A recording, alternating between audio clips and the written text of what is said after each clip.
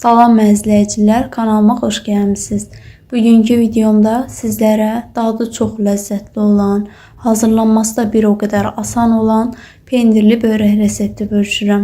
Deməli, keçək xəmirimizi yoğurmağa. Xəmir üçün ilk öncə qaba 2 ədəd orta boy yumurta tökürəm. Üzərinə 200 ml stəkan ölçüsü ilə yarım stəkan duru yağ tökürəm və 1 stəkan dolu qatığı da töküb bunları çırpıcı ilə yaxşı qarışdırıram. Əgər evinizdə qatıq yoxdursa, onun əvəzinə xamad istifadə etmək olar. Deməli, bunları qarışdırandan sonra üzərinə 4 stəkan ələdiyim unu əlavə edirəm və 1 çay qaşığı dolu duz da bura töküb əlimlə qarışdırıb xəmir yoğurmağa başlayıram.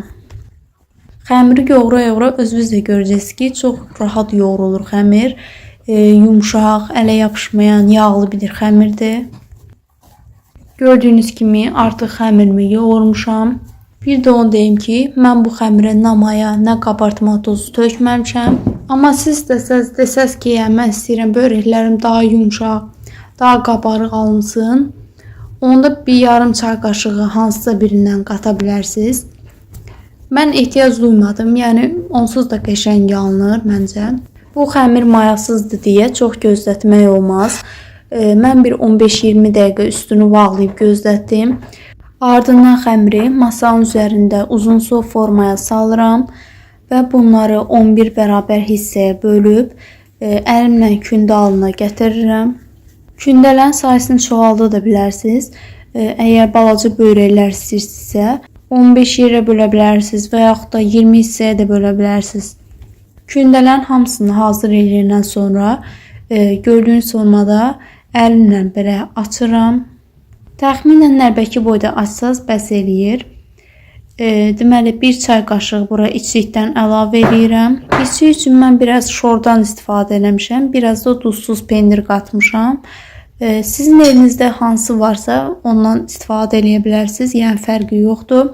Göyərti də qata bilərsiniz bu içliyə və yaxud da kartoflu, ətli içlikdən də istifadə edə bilərsiniz.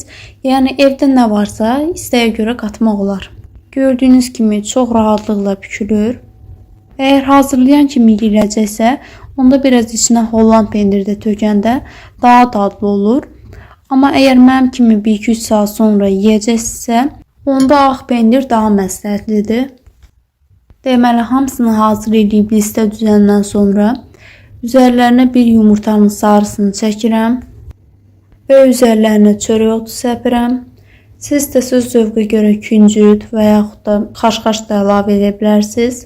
Qoyuram sobanın orta gözündə yarım saat 180 dərəcədə pişsin. Artıq börəklərim bişib hazırdır. Gördüyünüz kimi çox gözəl nar kimi qızarıblar. Birini bölüb sizə göstərmək istəyirəm.